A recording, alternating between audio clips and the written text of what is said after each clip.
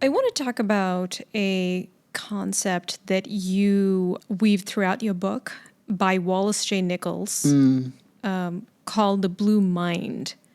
What does it mean to have a blue mind, and what does it look like in everyday life? I heard about the book Blue Mind from a friend. She said, I know you love water. I know you're thinking about writing a book about water. You must read this book called Blue Mind by Dr. Wallace J. Nichols. I read the book, absolutely loved it. Reached out to Dr. Wallace J. Nichols and said, I'm going to be writing a book about water. I just love to stay connected with you. So he was super. I mean, fortunately, he passed away last year. But he wrote the afterword and a testimonial on the back because we had a very, a love of water. So the blue mind theory basically is something, he's a marine biologist and came up with this after years of research, is this kind of calm, focused, meditative state when you're in, on, around, or even underwater. That, just allows ideas to flow. It's that kind of awe and wonder. And compared to a red mind, which is our normal, operating way of doing, organizing, thinking, planning, compared to a gray mind, which is like, I'm burnt out, I'm frazzled, I've got loads to do, but I don't have the energy to do. My nervous system is completely frazzled. So, we know that we need to be in a red mind to get things done. And if we see a car coming towards us, we're going to move. So that's, our red mind. We don't think, oh, it's okay. No, we move. The concept is that if we spend so much time in our red mind and we're always on, in our fight and flight and doing, then it's very easy to slip into the gray mind. But if we're aware, I'm in my red mind, I need to flip to my blue mind, then it would be something as simple as just sipping on this glass of water and just actually being mindful and being present with the water. It could be going for a swim. It could be listening to the sound of ocean. It could be soaking in a hot bath. It could be sat in a steam room. It could be just having a shower and imagine it's washing all the negative energy, anything you don't want away from you. Kayaking, sailing. So it's anything where we are deeply connected to water, and the only thing we're thinking about is our breath and our presence and where you are, not what's happened before, not might happen, within 1 minute or 2 minutes, but just really being present in the now. And that's why I love swimming, because it's just me, the water, and my breath, and I'm just in this quiet zone. Yeah. Nothing else. And there could be chaos going on around you, but you're in the water. It's holding you. It's just a beautiful. So the blue mind theory is really about consciously taking time out to be present with water, whether you're moving in it, floating in it, sipping in it, showering in it. So I just think it's super simple. Yeah, it is simple. I'm wondering, why do you think water has such a healing property? Like, why does it make us feel instantly calm, centered, and relaxed? I think it goes back to that time in the womb, because we were in the maternal ocean and we heard a shh. And so when you listen to the sound of the ocean, I find it very calming, or you listen to the sound of water, or when we see water, it does something to our brain to relax us and to calm us. So I think it's the neuroscience and it's the physiological impact that it has on us, that if you see a picture or if you look out to nature and it's all green, that has a beautiful effect on you. But you put some water in there and all of a sudden, your parasympathetic nervous system, the rest and digest, you become so much calmer. Just thinking, sipping on tea, for me is just a very calming thing. You think, well, that's hot and you're water. English too. And I'm English. I love herbal teas. I was back home in Yorkshire and saying, why don't you drink Yorkshire tea? Oh, no. I have to have green tea or peppermint or, I like herbal tea. So I just think, sipping on water, bathing in water, and then you look at, Zamzam, Lourdes, all these places where, they say the water, like the Chalice Gardens in Glastonbury, the Chalice Well, that's, special, spiritual water. Water carries messages. It's got messages from ancestors. I mean, Emoto's work by saying Yes, I read love that one, to yes. water, forming a Yeah, perfect the Japanese crystal. scientist, right? That one. Yes, Yeah. compared to saying, you're stupid, and what that does to the crystals, the shape. And if we're saying anything in our head, we are 70% water. So yeah, I was what gonna is it say. doing to our internal waters, basically? So I think, the words that we speak about ourselves and what we say really has an impact on our physiology, in particular our cellular level of water. Yeah. So that's why being aware of the way we talk to ourselves is critical. Yes. Yeah. Yeah. Yeah. If you have to, that was so stupid. It's like, oh, stop. Like you need a little policeman in your head going, stop, stop, stop, and say, never mind, try that again. You'll get it next time. So the way that we speak to ourselves, our thoughts impact our words, our feelings, and our emotions, and then that impacts our actions. So, think good thoughts, do good things, and good can come. Yeah. But we have to have that awareness. I mean, it's hard to It forget. I mean, especially we're in the throes of everyday life. We're busy at work. We have our things to attend to at home. Yes. Mothers have their kids. You can be completely thrown off. That's why that daily practices is critical, right? To keep us centered and connected. One of my favorite chapters is the one where you ask people to figure out what kind of water they are. Yes. The three that you list are waterfall, river, or lake. Yes. Can you please briefly describe each form? Sure. I think in the beginning of the book, there was a few questions like, if water could speak, what would it say to you? And then if you were to be a body of water, what would you be and why?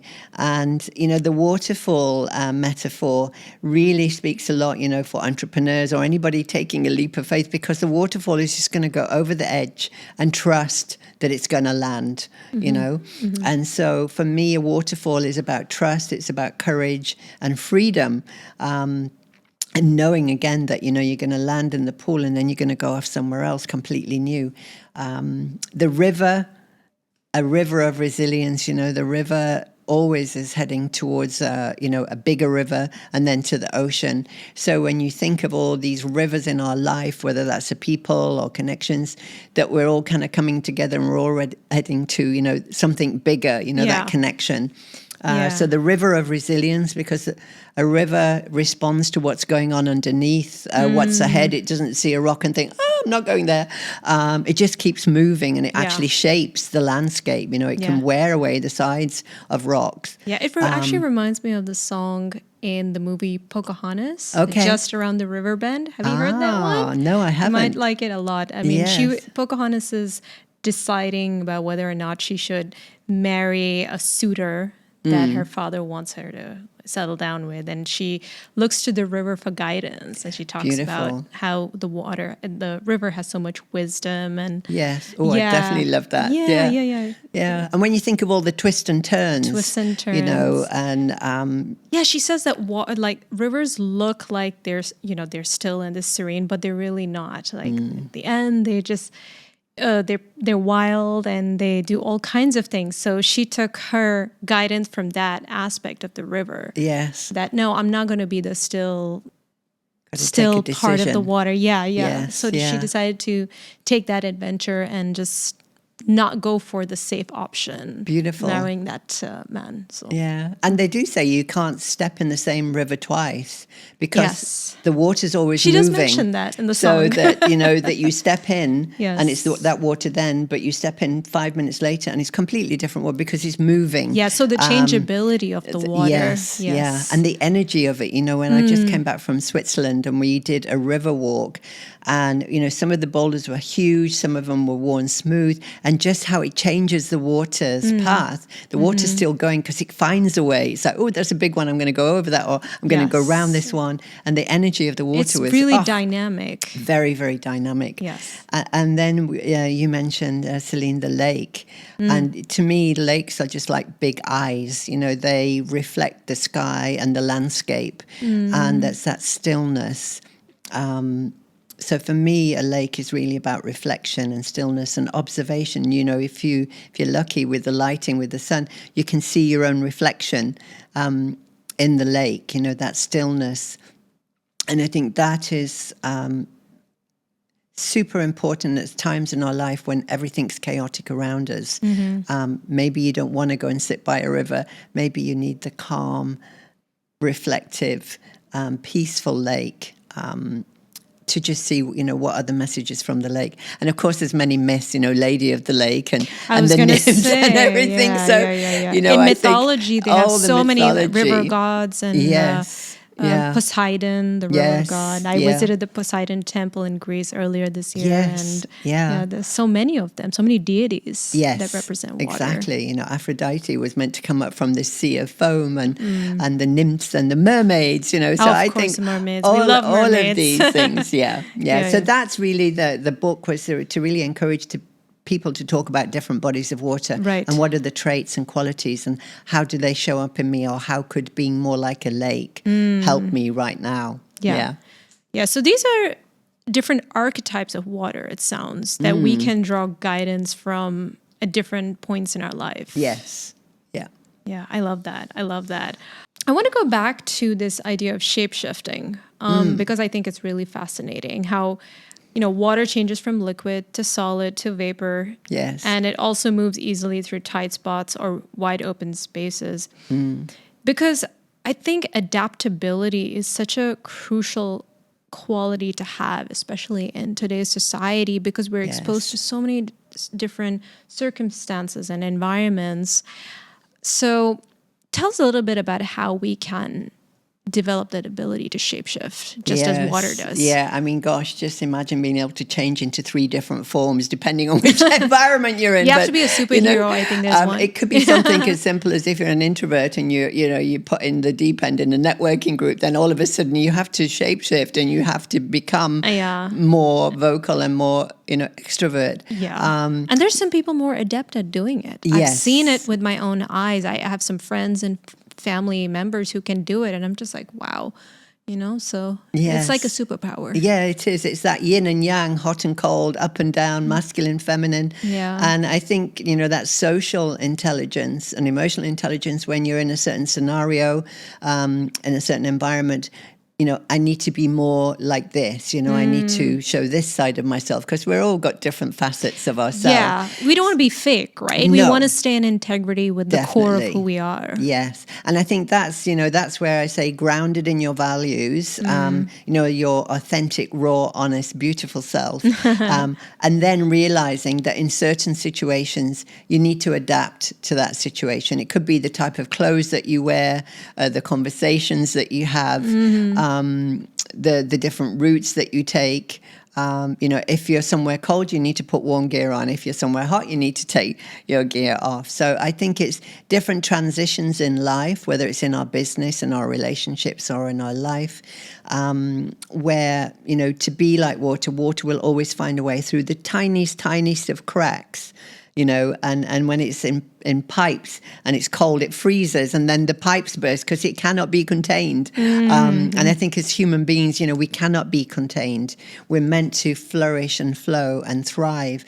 So I think it's knowing that when we can go inwards, you know, for those answers and to be quiet, and then knowing now I need to show up and I need to speak up and speak out. So it's understanding, you know, changing the way that you think, act and feel, and you show up in life, that you do need this time where you are the lake and you're quiet. But then you need to be this waterfall just going for it, you know, and this river and, you know, this ocean of emotions and connecting and changing things. So I think that really is, you know, to shape shift is a superpower. It really is. Really, and that's really, really helpful. I'm sure people will find that super useful.